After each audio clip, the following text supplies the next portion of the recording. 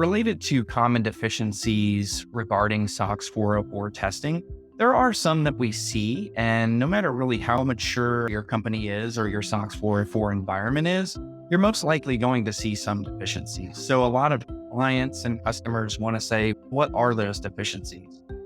We can't really pinpoint which business process. Is it more in payroll? Is it more in treasury or revenue or anything like that? But what we can do, and what I've seen in my time working in SOX 404, is really just the fact that often companies have controls fail, not necessarily for lack of operation, but more so for the lack of complete design and documentation. So as we all know, we have great people working with us throughout different companies that you've worked for in the past.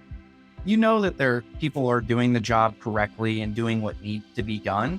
But in a SOX 404 environment, sometimes we just don't see that documentation in terms of a policy or procedure or the sign off on an appropriate day or time or something like that.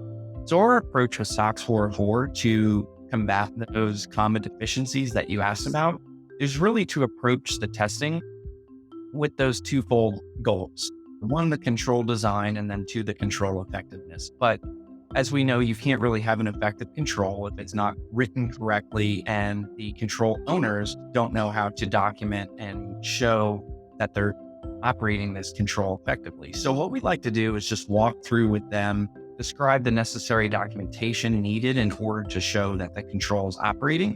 And then if all of that goes through and we do identify a deficiency, we identify what that deficiency is and say, okay, here's how we can change it. Maybe we need a sign off or a review and approval before another step, or let's clean up this wording a little bit on control design just to make sure it covers the entire purpose of the control.